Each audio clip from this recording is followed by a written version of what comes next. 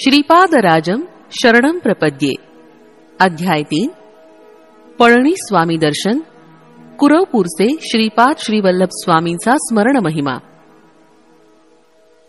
विचित्रपूर सोडून मी 3 दिवस प्रवास केला. मार्गात अन्न पाण्याची व्यवस्था ईश्वर कृपेनं होत होती. 4थ्या दिवशी अग्रहारपूरला पोचलो. तेथील एका ब्राह्मणाच्या घरासमोर उभं राहून ओम भिक्षान देही असं म्हणून भिक्षा मागितली. त्या घरातून एक अतिशय क्रोधायमान झालेली एक स्त्री बाहेर आली आणि ती म्हणाली, भात नाही, लात नाही. मी थोडा वेळ तसाच दारासमोर उभा राहिलो. थोड्याच वेळात त्या घरातील गृहस्थ बाहेर आले आणि म्हणाले, माझ्या पत्नीनं रागानं माझ्या डोक्यावर मातीचं मडकं फोडलंय आणि आता त्याच्या किमती एवढे पैसे आणून द्या असं म्हणून घरातून बाहेर घालवलंय.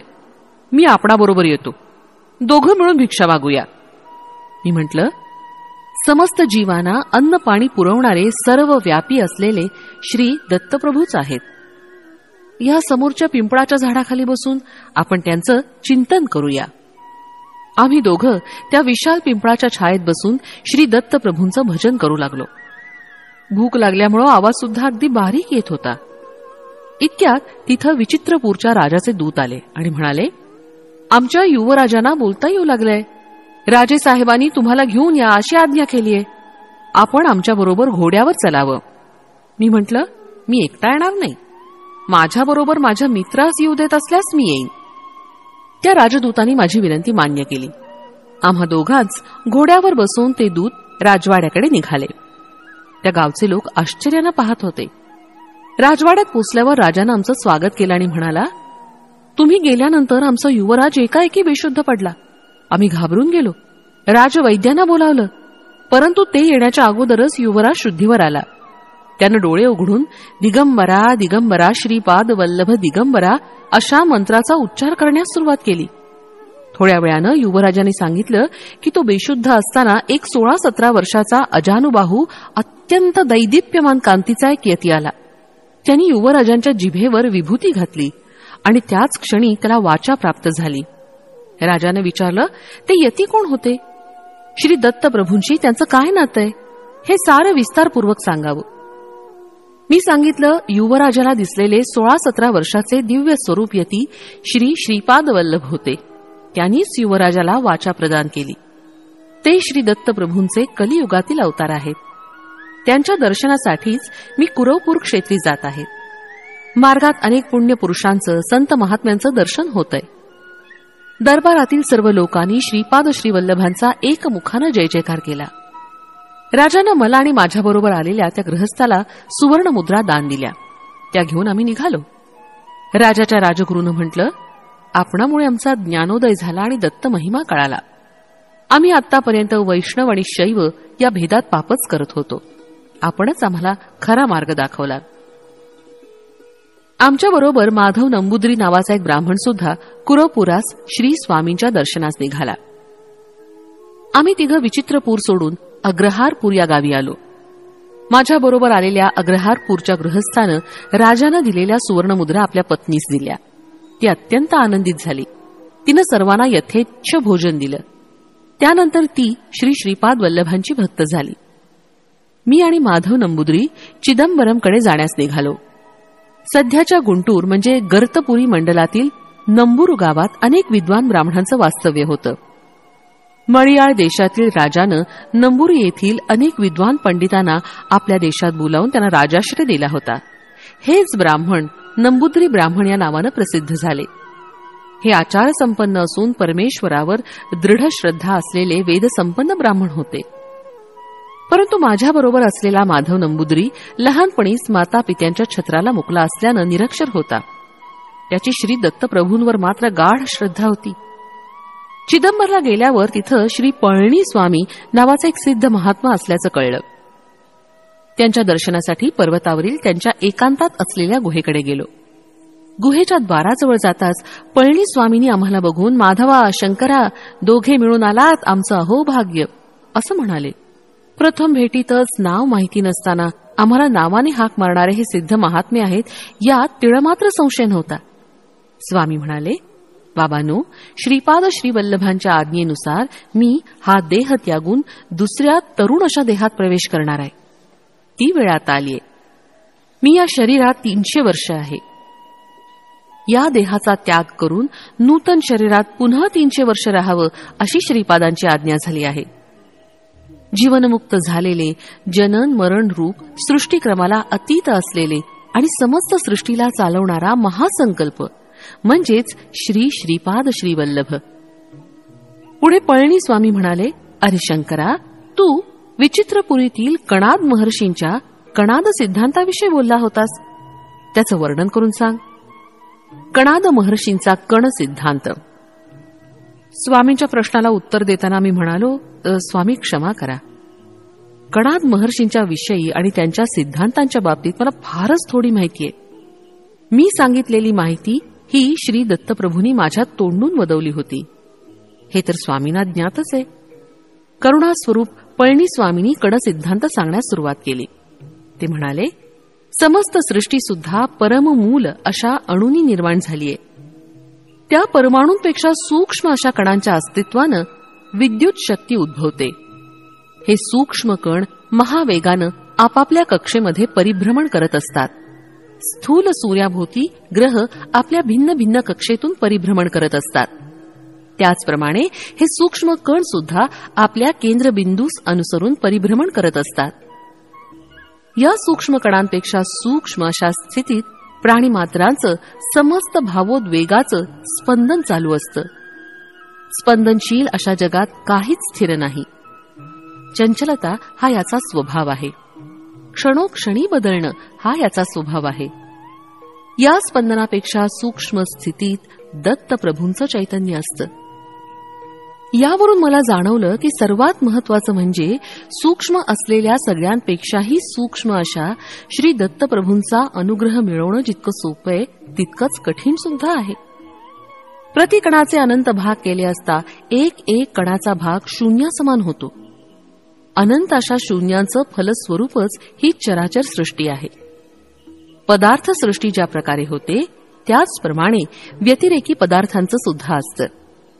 या दोहोंचं मिश्रण झाल्यास व्यतिरेक पदार्थांचा नाश होतो. पदार्थाचे गुणात सुद्धा फरक होतो. अर्चावतारात प्राणप्रतिष्ठा केली असता ती मूर्ती चैतन्यवंत होऊन भक्ताची मनोकामना पूर्ण करते. सर्व मंत्र कुंडलिनी शक्तीमध्ये असतात. गायत्री मंत्र सुद्धा या शक्तीमध्ये सामावलेला असतो. गायत्री मंत्रात 3 पाद आहे असा सर्वसाधारण समज आहे. परंतु या मंत्रात 4था पाद सुद्धा आहे. तो असा, परो रजसी सावदोम. चतुष्पाद गायत्री निर्गुण ब्रह्मास सूचित करते. कुंडलिनी शक्ती 24 तत्वापासून या विश्वाची निर्मिती करते. गायत्री मंत्रात 24 अक्षरं आहेत. 24 संख्येला गोकुळ असं सुद्धा नाव आहे. गो म्हणजे 2 आणि कुळ म्हणजे 4. ब्रह्मस्वरूपात कोणताच बदल होत नाही. परिवर्तनातीत असतं म्हणून ते 9 या संख्येनं सूचित केलं जातं. 8 ही संख्या महामायेचं स्वरूप दर्शवणारी आहे. श्रीपाद श्रीवल्लभांचे भक्तगण त्यांना 2 चौपाती देवलक्ष्मी असं म्हणत असत. सर्व जीवांचा पती स्वरूप परब्रह्मच आहे. पतिदेव म्हणजे 9 संख्या, लक्ष्मी म्हणजे 8 संख्या, 2 म्हणजे 2 संख्या, चौ म्हणजे 4 संख्या सूचित करते. म्हणून 2 चौ पतिदेव लक्ष्मी याचा अपभ्रंश होऊन 2 चौपाती देवलक्ष्मी असा झाला. हे सर्व जीवांना 2, 4, 9, 8 या संख्येची आठवण करून देत असे. गोकुळामध्ये परब्रह्म पराशक्ती हे श्रीपाद श्रीवल्लभ या रूपानेच आहेत. श्रीकृष्ण परमात्मा हे श्रीपाद श्रीवल्लभच आहेत. गायत्री मंत्राचं स्वरूप त्यांच्या निर्गुण पादुके समान आहेत. स्वामी पुढे म्हणाले, बाबा शंकरा, स्थूल मानव शरीरात 12 प्रकारचे भेद आहेत. सर्वांना अनुभवास आलेलं स्थूल शरीर सूर्याच्या प्रभावात आलेलं आहे. श्रीपाद श्रीवल्लभ पिठिकापुरम इथं मानव शरीरानं अवतार घेण्यापूर्वी सुमारे 108 वर्ष या प्रदेशात आले होते. त्यांनी माझ्यावर अनुग्रह केला होता. सध्या ज्या रूपात ते कुरवपूर क्षेत्रात आहेत त्याच रूपात तेव्हा ते इथे आले होते. त्यावेळी आश्चर्यकारक घटना घडली. हिमालयातील काही महायोगी बद्री केदार तीर्थक्षेत्रातील बद्रीनारायणाची ब्रह्मकमळं अर्पण करून पूजा करत होते. ती बद्रीनारायणाच्या चरणी वाहिलेली ब्रह्मकमळं श्रीपाद श्रीवल्लभांच्या चरणावर येऊन पडत. हे दृश्य आम्ही स्वतः नेत्रांनी पाहिलं होतं. पळणी स्वामींच्या त्या दिव्य वक्तव्यानं मी अगदी भारावून गेलो. अंगी रोमांच उठू लागलं. मी त्यांना विचारलं, ब्रह्मकमळ म्हणजे काय? ती कुठं मिळतात? त्या फुलांची पूजा केली असता श्री दत्तप्रभू संतुष्ट होतात असं आपल्या सांगण्यावरून कळलं. तरी कृपा करून आपण माझ्या शंकेचं समाधान करावं. ब्रह्मकमळाचं स्वरूप. माझ्या विनंतीला मान देऊन श्री पळणी स्वामींनी स्नेहपूर्ण नजरेनं माझ्याकडे पाहत म्हणाले, श्री महाविष्णूंनी श्री सदाशिवाची ब्रह्मकमळानं पूजा केली होती. श्री विष्णूंच्या नाभीतील कमळाला सुद्धा ब्रह्मकमळ असंच म्हणतात. दिव्य लोकातील ब्रह्मकमळासमान भूमंडलातील हिमालयामध्ये हे कमळ सापडतं. सुमारे 12,000 फुटावर हिमालयात वर्षातून एकदाच हे उमलतं. अर्धरात्रीच्या वेळी हे फूल उमलतं आणि उमलत असताना सभोवतालचा परिसर अद्भुत सुवासानं भरून जातो. हिमालयातील साधक महात्मे अशा ब्रह्मकमळाच्या शोधात असतात. शरद ऋतूपासून वसंत ऋतूपर्यंत हे बर्फामध्येच असतात. चैत्र मासाच्या आरंभी हे बर्फातून बाहेर पडतं. ग्रीष्म ऋतूमध्ये याची विकासाची प्रक्रिया घडते. अमरनाथमधील अमरेश्वर हिमलिंगाचं दर्शन श्रावण शुद्ध पौर्णिमेस होतं आणि त्याचवेळी अर्धरात्री हे पूर्ण विकसित होऊन उमलतं. हिमालयातच तपस्या करणाऱ्या तपस्वी सिद्ध पुरुषांसाठी आणि साधकांसाठी ही परमेश्वरी अद्भुत लीला होत असते. ब्रह्मकमळाच्या दर्शनानं सर्व पातकांचा नाश होतो. योगसिद्धीतील विघ्न नष्ट होतात. या कमळाच्या दर्शनानं योगी तपस्वी सिद्ध पुरुष आपापल्या मार्गात उच्च स्थिती प्राप्त करतात. ज्या भक्तांच्या भाग्यात या ब्रह्मकमळाचं दर्शन असतं त्या सर्वांचं दर्शन घेणं झाल्यावर हे कमळ अंतर्धान पावतं. श्री पळणी स्वामी पुढे म्हणाले, बाबा शंकरा, मी 10 दिवस समाधीत बसायचं ठरवलं आहे. दर्शन घेण्याच्या आर्त इच्छेनं कोणी भक्त आल्यास माझ्या समाधीत भंग न पडू देता त्यांना शांतपणे दर्शन करवा. साप चावून मृत झालेलं कोणी आल्यास त्यांना मी समाधीमध्ये असल्याचं सांगून मृतदेहास नदीच्या प्रवाहात अथवा जमिनीत पुरून ठेवावं अशी माझी आज्ञा आहे असं सांगावं. श्री पळणी स्वामी बसलेल्या आसनावर समाधीस्थ झाले. मी आणि माधव दोघं मिळून येणाऱ्या भक्तांना दुरून अत्यंत शांतपणे दर्शन घडवून आणीत होतो. दर्शनास आलेल्या काही भक्तांनी तांदूळ, डाळ, पीठ असं साहित्य स्वामींना अर्पण करण्यासाठी आणलं होतं. ते पाहून माधवनं स्वयंपाक करायचं ठरवलं. सरपणासाठी उपयोगात आणण्यासाठी त्याला जवळच पडलेलं एक वाळलेलं मोठं नारळाच्या झाडाचं पान दिसलं. ते आणण्यासाठी तो त्या पानाजवळ गेला. त्याच्याबरोबर एक भक्त सुद्धा होता. माधवानं ते पान उचलून खांद्यावर ठेवलं. इतक्यात त्या पानाखाली बसून विश्रांती घेत असलेला एक सर्प रागानं त्याला कडकडून चावला. त्या सापाचं विष एवढं दाहक होतं की माधव तत्काळ काळा निळा होऊन मृत झाला आणि जमिनीवर पडला. दोघा तिघांनी मिळून त्याला गुहेजवळ आणलं.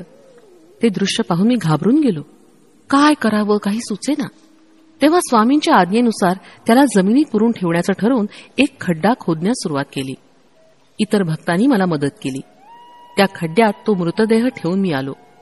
तेवढ्या तेथील गावातील काही लोक एका 17-18 वर्षाच्या सर्पदंशानं मृत झालेल्या मुलास घेऊन आले. प्रथम माधवची दुर्घटना, त्यानंतर ही दुसरी घटना. हे पाहून मला रडू आवरेनाचं झालं. मी कसं बसं त्यांना स्वामींची आज्ञा सांगितली. गावातील लोकांनी गुहेजवळच एक खड्डा खोदून त्या मुलास त्यात झोपवलं. रोज स्वामींच्या दर्शनाला 3-4 लोक येत असत. त्यांना मी दर्शन घडवून आणीत असे. असे 10 दिवस गेले. 11व्या दिवशी ब्राह्म मुहूर्तावर श्री पळणी स्वामी आपल्या समाधीतून बाहेर आले आणि माधवा माधवा अशा हाका मारू लागले. मी रडत रडत झालेली घटना त्यांना सांगितली. स्वामींनी मला समजावलं. त्यांनी योगदृष्टीनं माझ्याकडे पाहिलं. तेव्हा माझ्या पाठीच्या कण्यात थोडं चलनवलन झाल्यासारखं वाटलं आणि ते दुखू लागले. नंतर पुन्हा एकदा अगदी प्रसन्न चित्तानं त्यांनी माझ्याकडे पाहिलं आणि माझी सारी वेदना नष्ट झाली. स्वामी मला म्हणाले, बाबा शंकरा, माधवला श्रीपाद श्रीवल्लभांचं दर्शन स्थूल शरीरानं होणार नव्हतं. त्यामुळे त्याचं सूक्ष्म शरीर गेल्या 10 दिवसांपासून कुरवपुरात असलेल्या श्रीचरणांच्या सान्निध्यात आहे. काही झालं तरी त्याची इच्छा पूर्ण झाली. श्रीपाद श्रीवल्लभांची लीला अगाध आहे, ती कोणी ओळखू शकत नाही. काळ, कर्म, कारण याचं रहस्य कोणी जाणू शकत नाही हेच खरं. ते केवळ स्वामीच जाणू शकतात. माधवला पुन्हा स्थूल शरीरात आणण्याचं काम प्रभूंनी मजवर सोपवलं आहे, असं श्री पळणी स्वामी म्हणाले.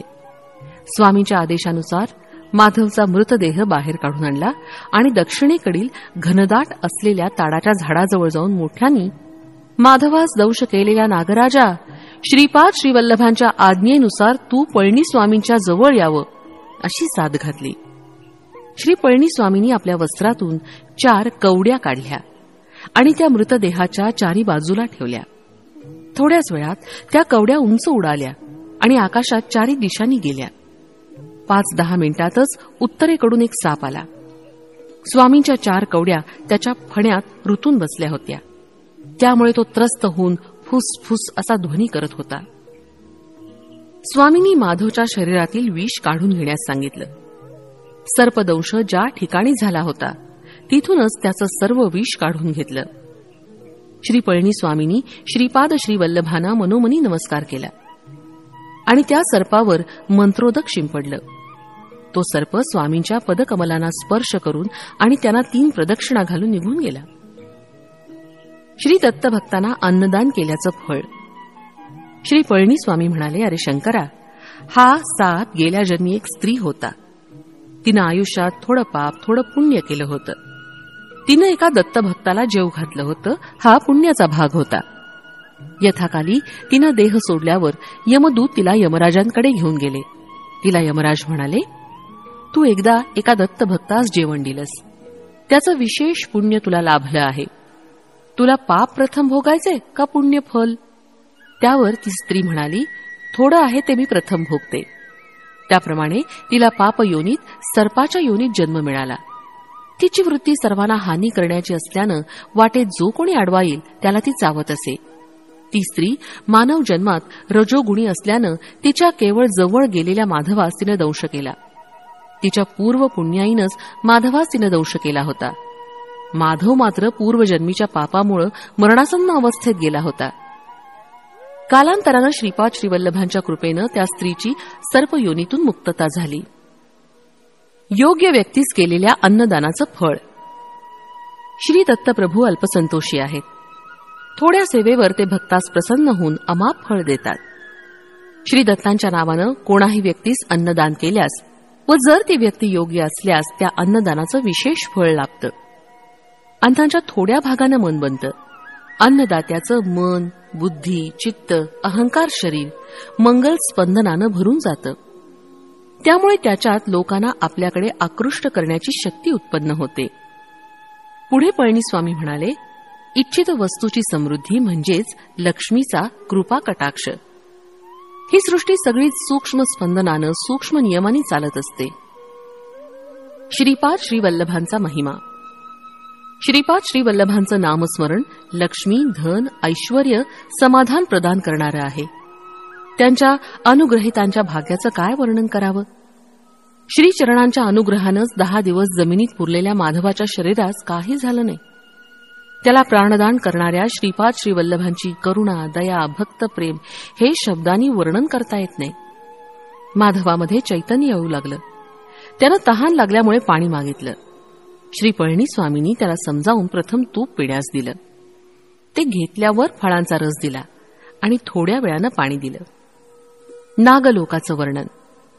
माधव पुनर्जीवित झाल्यानं आमच्या आनंदाला सीमा राहिली नाही. माधवानं आपला अनुभव सांगण्यास सुरुवात केली. मी सूक्ष्म शरीरानं कुरवपुरात पोचलो आणि श्रीपाद श्रीवल्लभांचं दर्शन घेतलं. श्रीपाद श्रीवल्लभ अजानुबाहू आहेत. त्यांचे नेत्र विशाल आहेत. त्यांच्या नेत्रामध्ये जीवांच्या प्रती करुणा, दया, प्रेम निरंतर प्रवाहित होत असतं. मी स्थूल देहधारी नसल्यामुळं तेथील स्थूल देहधारी भक्तांना मी दिसत नव्हतो. श्री वल्लभांनी कुरवपुरातील त्या द्वीपाच्या मध्यभागी जा अशी आज्ञा केली.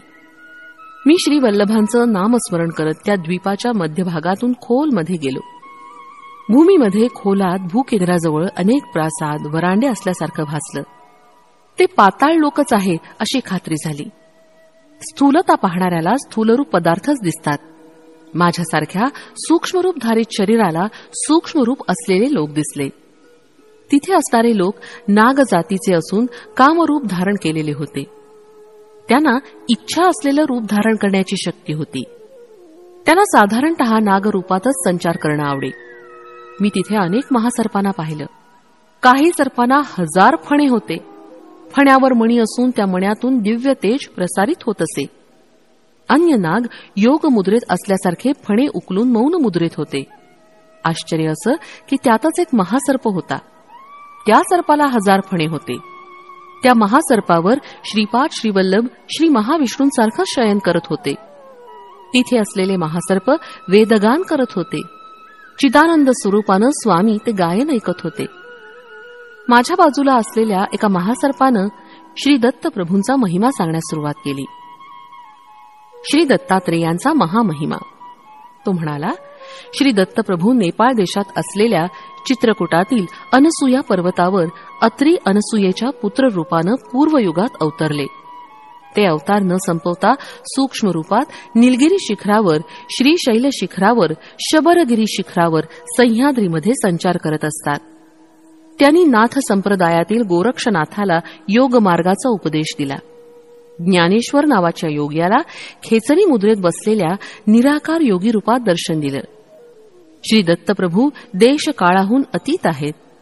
श्री प्रभूंच्या सान्निध्यात आम्हाला भूत, भविष्य, वर्तमान हे वेगवेगळे दिसत नाहीत. सगळंच नित्य वर्तमानच असतं. अनघा समेत दत्तात्रेयांचं दर्शन. तो महासर्प पुढे म्हणाला, बाबा माधवा, आम्हाला कालनाग ऋषीश्वर म्हणतात.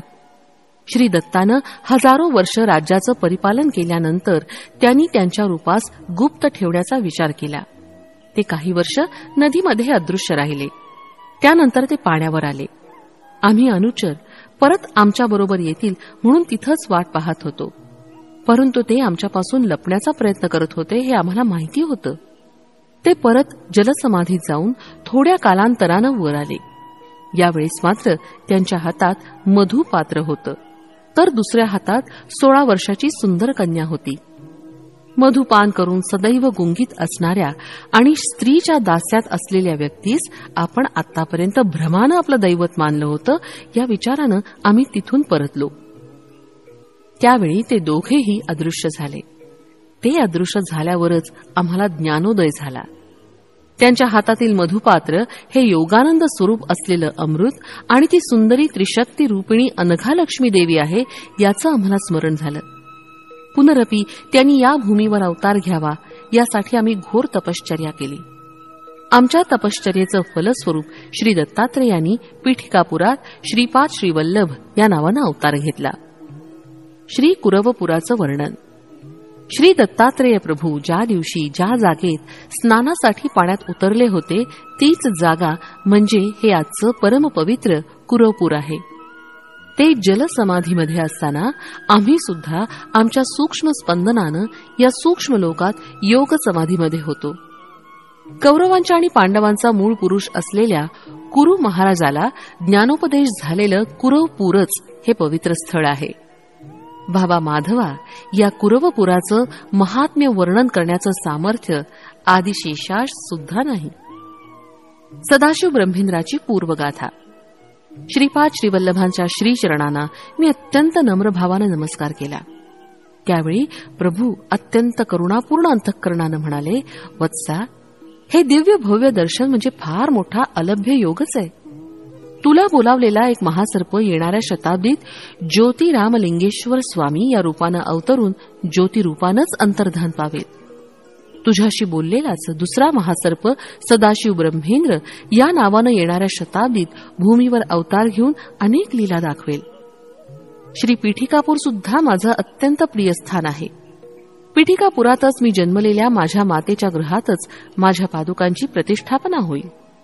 माझा जन्म कर्म अत्यंत दिव्य आहे. ते एक गोपनीय रहस्य आहे. तू श्री पीठिकापुरातील माझ्या पादुका प्रतिष्ठा स्थळापासून पाताळात जाऊन तेथील तपोनिष्ठ असलेल्या कालनागांची भेट घेऊन ये. श्री पळणीस्वामी मंदहास्यानं म्हणाले, बाबा माधवा, पिठिकापुरातील कालनागांविषयी चर्चा नंतर करू. आपण सत्वरच स्नानाची पूर्ती करून ध्यानास बसावं, अशी श्रीपाद श्रीवल्लभांची आज्ञा आहे. श्रीपाद श्रीवल्लभांचा जय जयकार. फलश्रुती नागदोष निवारण, संतान प्रतिबंधक दोष निवारण.